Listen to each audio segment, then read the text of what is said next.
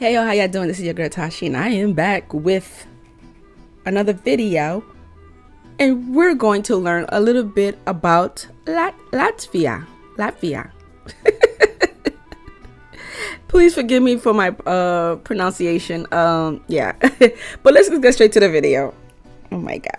Hey everyone, I'm your host Barbs. Look, I'm sorry I called it the creepy Baltic twins, but it's kind of true. Latvia is one of those countries that just kind of naturally exudes this ambiance of charming, mystical, dark undertones surrounded by subtle flares of despair. True? And they're... Is that true? Cool with it. And here's the thing, Latvia is the good twin.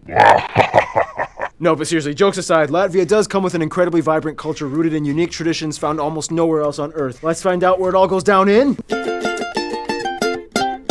Oh, Latvia, you're like the most adorable horror show ever. Let's jump in. First of all, Latvia is located in the northern European region known as the Baltics due to the location on the Baltic Sea, surrounded by 4 other countries. The country is divided into 110 municipalities and 9 republic cities, with the capital Riga located along the aptly named Gulf of Riga. Yeah, that's right, 110 municipalities. But keep in mind though, most Latvians like to reference the 5 historical regions of Latvia for cultural distinction: Kurland, Semigalia, Salonia, Vitseme, and Latgale. Speaking of Kurland, fun side note, Latvians actually once colonized Africa and the Caribbean under the Duchy of Kurland. They took over Tobago, and remember in the Gambia episode we talked about the Kunta Kinte Island? Yep, that was Latvia. See guys, you gotta watch those obscure African country videos, like those are the ones with the strangest backstories that give you the best secrets for history. Anyway, the largest cities after Riga are Daugavpils and Liepāja, and the 2 busiest and international airports are Riga International and Liepāja International. Now Riga may be the capital, but it's a river city on the Daugava River, not a port city, so most shipments must come in either at Ventspils or on Liepāja on the Baltic coast. The funny thing is, even though Latvia has a decent-sized coast, it owns virtually none of the islands that come with it. Even this little guy, Ruhnu, which belongs to Estonia, even though it's closer to Latvia's mainland. Dude, can I just have one island so I can build a patrol station?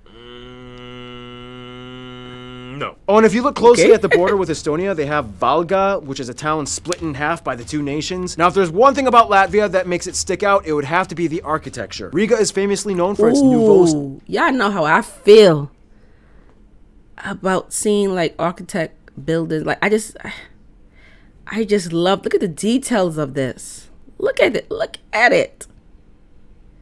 This is what I'm talking about. Like, and they don't do buildings like this anymore, especially in New York. They just throwing like they just make it fast. They building up fast modern day buildings, and it's so boring. But this, look at this. You could stand here and just look at the details.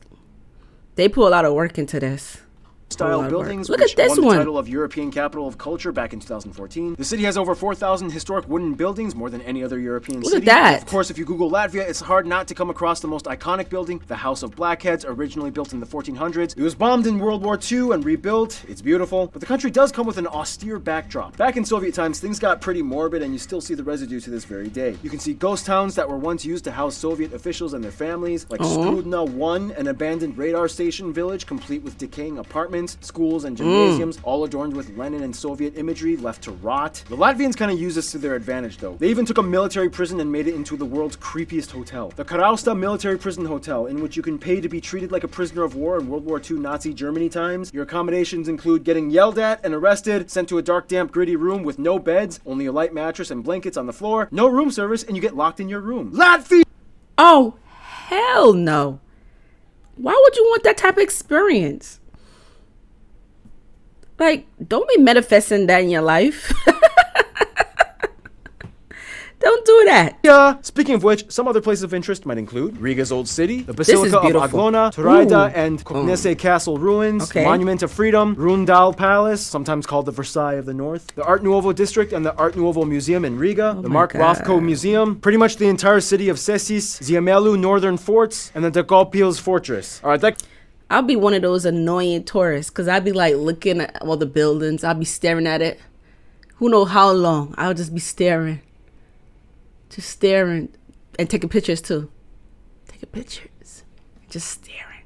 That covers that. Now we get into Latvia's land makeup, and to add to the somber undertones, it's gonna get a bit swampy. All the lands of the Baltic areas are like copy, paste, done. So if you watch the Estonia episode, you'll probably know what I'm gonna say. Latvia is located on the East European plain, generally a flat area, on average no more than 100 meters above sea level, with mild rolling hills every so often. The highest point, Gaiziņkalns, is only about 312 meters. Fun side note, Latvia actually had a little competition with Estonia, which kind of went like this. You know, Estonia, you got some great forests. You know, I admire that about you. Oh, come on, yours are nice too. Oh, well, you know, either way, it's not like we're going to be climbing any huge summits, right? Because we are flat countries. We are flat. Oh, you're telling me my highest peak is only 318 meters. How about yours? Give me a sec. Oh, what a coincidence. Mine's basically the same height, just, you know, a little bit taller, but it's, yeah, just whatever, yeah. Then in 2012, the tower was demolished because of safety concerns. About 10% of the country is made up of peat bogs and swamps, and over half the country is forested. That's actually an increase as Latvia is experiencing natural afforestation. That's the opposite of deforestation, because just so you know, it's... Yeah, we get it. Just keep going, Paul. The country has over 12,500 rivers. The longest one, as mentioned before, is the Daugava. And Latvia has the widest waterfall in Europe, the Ventas Rumba, about 250 meters wide, and the largest lake in the country being the Lubans. Otherwise, economically, Latvia has seen an overall huge GDP resurgence since the independence from the Soviet Union. Basically, they had to switch everything from state-owned to privatization, and when that happens, people usually get very creative. I mean, why do you think they built that prison hotel? Their economy is mostly run off of industrial goods like textiles, wood products, pharmaceuticals, and processed foods. Agriculture-wise, Latvians love two things: meat and dairy. Almost every meal will have these two things. If you don't know anything about Baltic cuisine, basically it's hearty, heavy meals with rye bread, lots of butter and fat, little or no spices, except for maybe dill and caraway seeds. They love caraway. They even put it in their cheeses. Of course, they also have their own specialties like sklandrausis, That look bacon good. and onion bun things, and the national Onion liquor buns? Riga Black Balsam, which has like 24 different ingredients, and it supposedly cures illness, as attested to Catherine the Great when she visited and drank some. Oh, and the national animals are the white wagtail bird and the two-spotted ladybug. However, Latvia is also famous for the blue cows of Kurtzeme. Okay, is that it? Tallest peak, longest river, largest lake, economy, food, national animals. I put a skit in it, yada yada. Okay, I think we got it. Okay, moving on. Now, it's often said that if you want to learn how Europeans were speaking in the Stone Age, learn Latvian or Lithuanian. First of all, Latvia has about 2 million people and has the second lowest ratio of men to women in the world at 0.85 men per 1 woman. Remember, Estonia was the highest. The country is made up of 63% of people that identify as ethnically Latvian, about a quarter are Russian, and the rest are made up of other groups, mostly Belarusians, Ukrainians, Poles, and Lithuanians. They use the euro as their currency, they use the Type-C plug outlet, and they drive on the right side of the road. About the sex ratio thing, just like the other Baltic states, Latvia experienced a huge population loss during World War II. In fact, almost 13% of the entire country was killed, one of the highest percentages in Europe, and of course the vast majority of these people were men. And just like all the other Baltic states, a lot of these women grew up to be supermodels or insanely tall, like 7'1", 2.15 meter tall. Whoa. Hey, Ulyana Semyonova, who helped Latvia get all these gold medals back in the Soviet times in basketball, and she was the first non-US woman enshrined in the Basketball Hall of Fame. Yeah, that is a tall woman. Today, Latvian and Lithuanian are the only two Baltic languages left in existence. The last relative, Old Prussian, went extinct in the 19th century. Basically, these two languages are related and even have some similar words, like labs vakaras versus labas vakaras, skola versus skolos, and they both use sveiki. Basically, Latvians have told me that to them, Lithuanian sounds like an older, more ancient version of Latvian, and if they listen really hard, they might be able to pick up a few words and phrases, but overall, it's still kind of difficult to understand. And keep in mind, most Latvians learn at least a little bit of Russian, since a quarter of their population is Russian. However, English is more favored for business and global outreach. Now, here's where things get a little unique. The Baltics were one of the last places to convert to Christianity in Europe. Faith-wise, about a third identify, at least nominally, with the Lutheran Church, a quarter with Catholic, and about 20% Orthodox. However, many of the people are not very religious. However, what's interesting is that the ancient pagan traditions are heavily synchronized and still celebrated today. Basically, there are about 10 main Baltic tribes that eventually merged into what became Lithuania and Latvia, whereas the Finno-Ugric tribe, the Livonians, became Estonia, all of which started out as pagan. Baltic paganism incorporated a Rolodex of gods, goddesses, and spirits that took over various elements and concepts of daily life. You had the fate goddess Laima, the fertility and harvest god Jumis, Zemis Mate, the mother of earth, and so on. To this day, dressing up in traditional pagan-influenced masks and costumes during festivals is widely practiced, especially during solstice festivals festivals. They take solstice very seriously. They even have like an ancient traditional pagan calendar with symbols and everything like that. One of my Latvian subscribers sent this to me for Flag Friday. Thank you. And speaking of festivals, just like Estonia and Lithuania, every 5 years they hold a song and dance festival where the entire country pretty much gets involved. Oh shoot, history. Yeah, okay. So before I get into this, if you really want a cool visual, just check out this cool stop motion video by YouTube channel Ansis99. So many of you guys have sent it to me. You don't even have to speak Latvian to understand it. It's really cool. Check it out. But in the best way I can personally put it, paganism and tribal kingdoms, Northern Crusades, the state of Livonia, Germans, Danes, Poles, Lithuanians, Swedish all take turns at invading. Finally, Russians come in. World War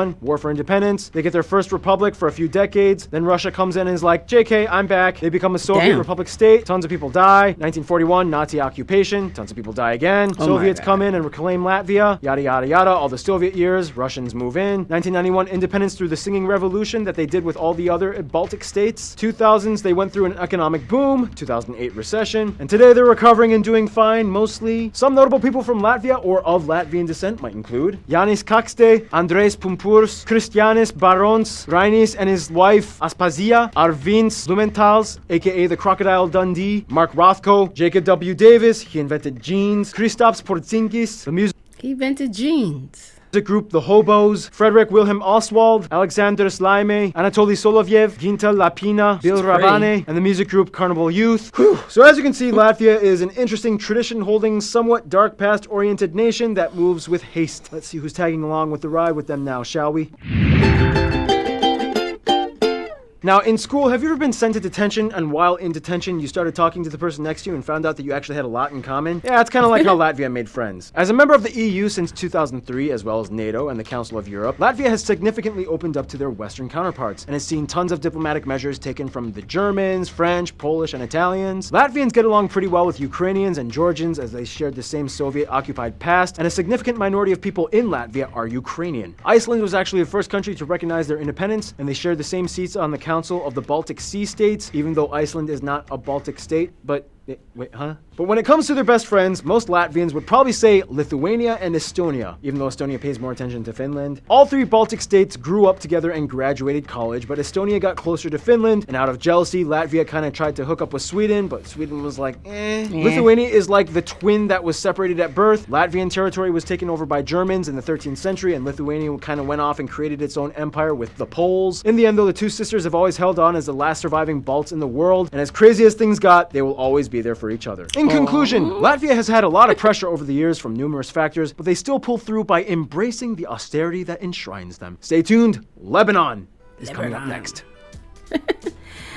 Oh man, that was very interesting. Oh wait, what am I doing?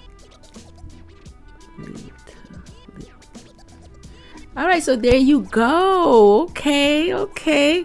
I've definitely got to do more. Got to learn a bit more, okay? Because, he talks so fast. I mean, I get it. There's so much you have to learn about this country, so I get it. But I definitely will do another video. So make sure you subscribe to my channel. And I will see you lovely people. Take care of yourself. Bye and peace.